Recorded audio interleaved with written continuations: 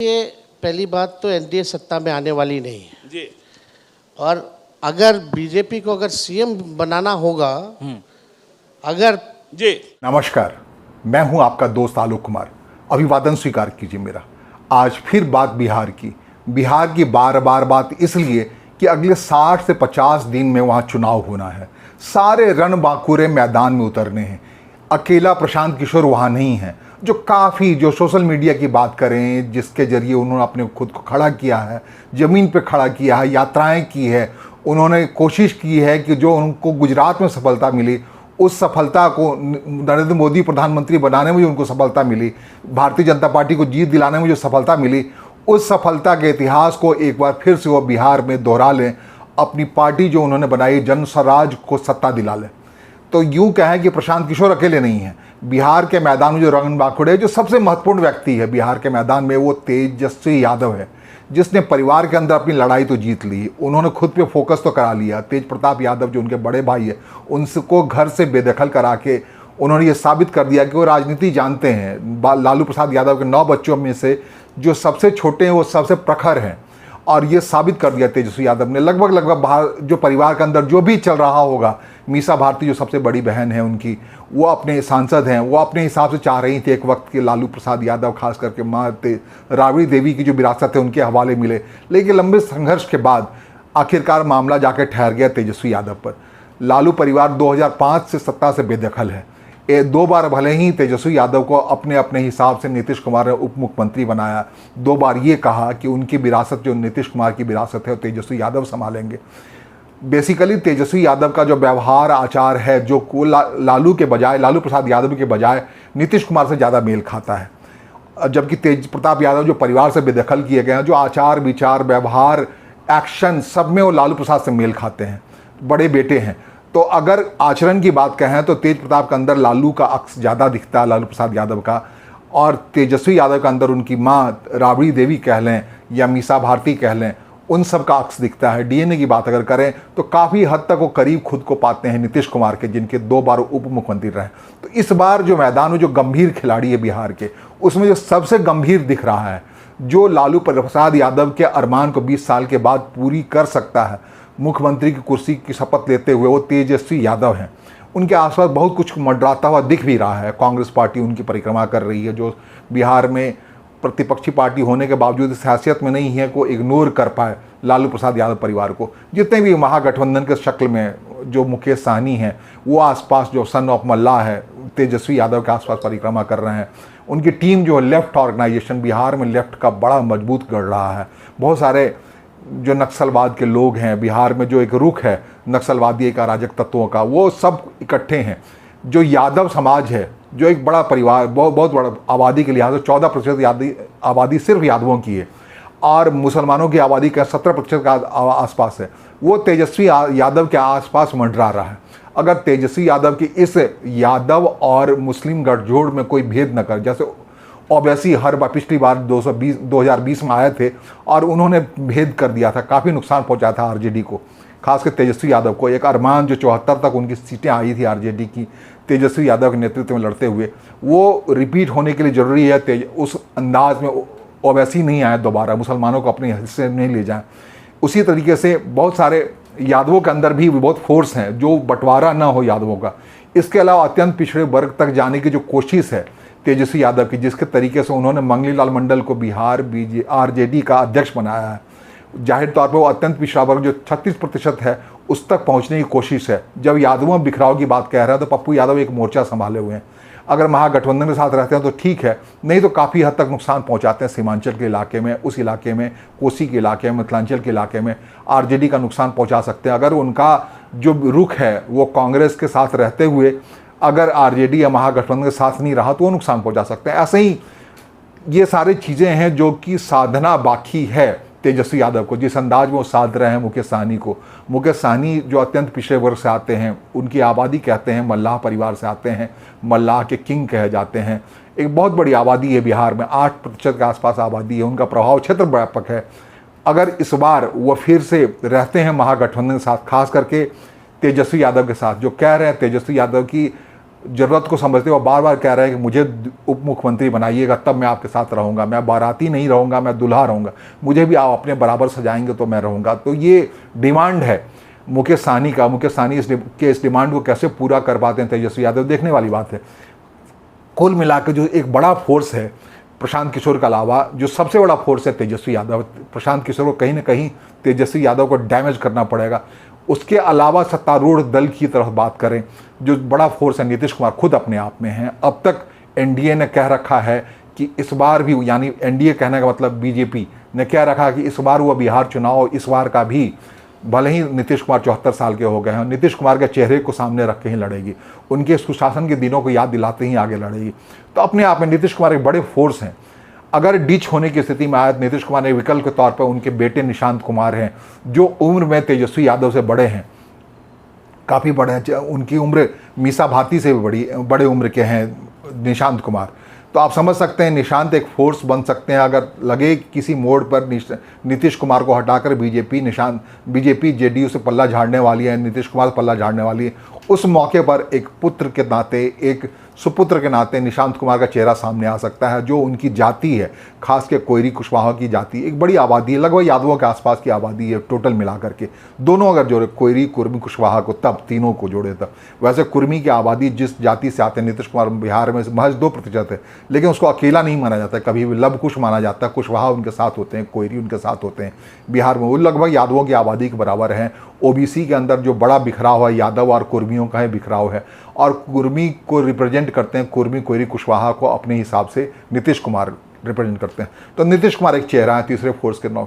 चौथा फोर्स जो बड़ा फोर्स है, रामविलास पासवान के पुत्र हैं मैदान में, चिराग पासवान, जो केंद्रीय मंत्री हैं, बार बार उछलते हैं। 2020 में भी अपने हिसाब से वो उछले थे, काफ़ी बड़े मेहनत के साथ उछले थे। उन्होंने एनडीए के खिलाफ अपने को खड़ा कर लिया था, नीतीश के नेतृत्व वाले एनडीए के खिलाफ। उस 2020 में बेसिकली नीतीश को हराने की बात को लेकर के अपने सीने में प्रधानमंत्री का चेहरा रख करके उतरे थे। ये कहते हुए उतरे थे कि अंदर से प्रधानमंत्री उनके साथ हैं, बीजेपी उनके साथ है, लेकिन उसके नतीजे बड़े हानिकारक हुए, खास करके चिराग पासवान के कैरियर के लिए। तुरंत पिता का वो बात नहीं बन पाई। रामविलास पासवान उन दिनों थे ही दुनिया में, लेकिन चिराग पासवान वो काम नहीं कर पाए जो काम किया जा सकता था 2020 में। महज एक विधायक उनका जीत कर आया था उस चुनाव में। उसके बाद का दौर लोगों ने देखा, सब ने देखा, चिराग पासवान की पार्टी में बिखराव हुआ, उनके चाचा ही बगावत कर गए उनके पिता के निधन के बाद से। तो लगभग एक विधायक जीता इतनी बड़े पैमाने पर, लेकिन चिराग पासवान इस बार भी एक फोर्स हैं। इस बार उनको लग रहा है फैसले से ज़्यादा बुलंद है। वो चाह रहे हैं एनडीए में अगर रहें तो एक मजबूत चेहरे के तौर पर रहें। जो पिता ने काम किया है बिहार में, पिता की जो लोकप्रियता है उसको भुनाने का वक्त है। केंद्र में रह कर के उनकी उपयोगिता ना के बराबर है। केंद्र में रह कर मेहनत करना चिराग पासवान के लिए थोड़ा मुश्किल है, खास करके इस शैडो में, नरेंद्र मोदी के शैडो में। वो चाहते हैं नरेंद्र मोदी शैडो का इनाम उनको बिहार में मिले। तो एक फोर्स है अपने आप में। अगर आप कहें अभी के दौर में जो अगले 50 दिन में तय होना है, चिराग पासवान किस रोल में रहते हैं। उसके अलावा कांग्रेस ने बड़ी मुकम्मल तैयारी कर रखी है बिहार में। कृष्णा वल्लारू एक अपने आप में जो बाहर के व्यक्ति हैं, उन्होंने संगठन पे बड़ी पकड़ बना रखी है। उन्होंने कन्हैया कुमार को अपने हिसाब से प्रोजेक्ट किया है, अच्छे वक्ता है, ओजस्वी वक्ता हैं। कांग्रेस जो बिल्कुल सिमटी हुई बिहार में लगभग 14 सीटों के आसपास विधानसभा में, उसको एक उम्मीद है कि इस बार वो बड़ी संख्या में सीटें ले पाएंगे। उन्होंने बना रखा है दबाव महागठबंधन के अंदर, उनको 50 से ज़्यादा सीटें चाहिए। 50 के ज़्यादा सीटों में अगर 40 पे कन्वर्ट कर लेती है कांग्रेस तो एक बड़ी सफलता होगी। कांग्रेस सत्ता विरोधी, जो राहुल गांधी पार्लियामेंट में मेहनत कर रहे हैं, जो बीजेपी के खिलाफ कर रहे हैं, एक अपने को एक प्रखर चेहरा के तौर पर पेश कर रहे हैं, उसका नतीजा बिहार में पहला रिजल्ट आना है। उस रिजल्ट के हिसाब से जो कांग्रेस को उम्मीद है कि कन्हैया कुमार, खास करके उनके जो अत्यंत पिछड़े वर्ग से आने वाले, खास करके महादलित परिवार से आने वाले राजेश राम जो उनके प्रदेश अध्यक्ष हैं, इन सब के रहते हुए कांग्रेस वहाँ बेहतर प्रदर्शन करने की उम्मीद कर रही। तो एक बड़ा संजाल है, ये महत्वपूर्ण प्लेयर हैं। इसके अलावा पप्पू यादव अपने आप में हैं, एक प्लेयर हैं जो चाहते हैं इस बार किसी भी तरीके से अपने बेटे और बेटियों को चुनाव मैदान में लाएं। हालांकि वो निर्दलीय सांसद हैं, उनकी पत्नी राज्यसभा में कांग्रेस पार्टी से है, कांग्रेस पार्टी की और उनका लगाव, उन्होंने कांग्रेस पार्टी में अपना विलय कर दिया है। लेकिन ऐसा नहीं लगता कि उनके जो यंग लड़के हैं, एक स्टीफन में पढ़ रहा है, दूसरा हिंदू कॉलेज का स्टूडेंट है दिल्ली यूनिवर्सिटी में, स्टीफन बेटी पढ़ रही है, तो वो इतने प्रखर यादव परिवार के आने वाले व्यक्ति को नहीं चाहेगा लालू परिवार के सामने लाए पप्पू यादव के बच्चे को राजनीति में लाए। लेकिन इस बार लग रहा है पप्पू यादव कांग्रेस सिर्फ इसलिए चिपटे पड़े हैं कि उनको लग रहा है कि इस बार के सीटों के बंटवारे में उनके दोनों बच्चों को, 2 या 1 बच्चों को सीट मिलेगी। पति पत्नी तो सांसदीय चुनाव में व्यस्त हैं ही या सांसद हैं ही, उनके बच्चे विधायक बन जाए, बिहार के भविष्य में उनकी एक भूमिका हो, ऐसी भूमिका जैसे आनंद मोहन सिंह ने चेतन आनंद को राजनीति में ला करके जिता करके अपनी भूमिका तय की है। इसी हिसाब से पप्पू यादव भी चाहते हैं। एक आपको याद होगा कि एक दौर में बाहुबली आनंद मोहन और पप्पू यादव प्रतिस्पर्धी रहे थे। राजनीतिक तौर पर पप्पू यादव का एक आधार है उसी इलाके में जिस इलाके में आनंद मोहन का आधार है। आनंद मोहन राजपूत जाति से आते हैं, जमींदार परिवार से आते हैं। पप्पू यादव भी अपने हिसाब से एक बाहुबली हैं, आपराधिक पृष्ठभूमि के व्यक्ति हैं। उन्होंने जो पहला चुनाव जीता 1990 में, तो वो अपने इलाके का जो अजीत सरकार उनके इलाके के सांसद होते, पूर्णिया के विधायक होते थे, काफ़ी मजबूत पकड़ थी, लेफ्ट विंग से आते थे। उनकी हत्या के बाद वो सीट जीता था। ये बड़ी उनकी पृष्ठभूमि बड़ी खतरनाक रही है। उन्हें सुप्रीम कोर्ट से रिलीफ मिला है, उनके ऊपर आया था हाई कोर्ट से हत्या का मामला, सब कुछ सजा हो चुकी थी, लेकिन सुप्रीम कोर्ट में उनका मामला अभी भी पेंडिंग है।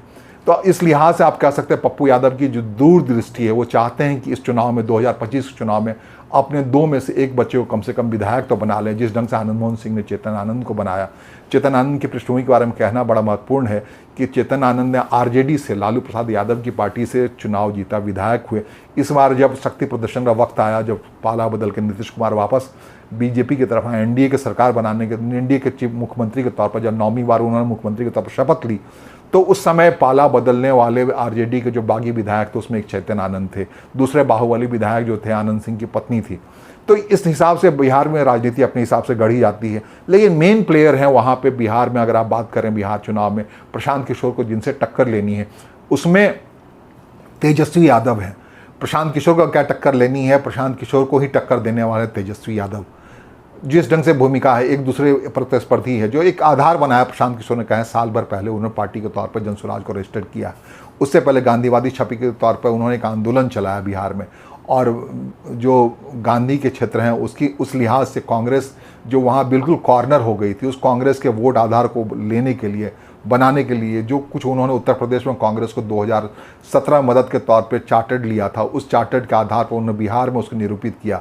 उनको लगा बिहार में कांग्रेस ऐसे ही सोई रहेगी, लेकिन जैसे ही खड़े हुए प्रशांत किशोर, पिछले साल नई पार्टी बनाकर, कांग्रेस भी अपने हिसाब से खड़ी हो गई है।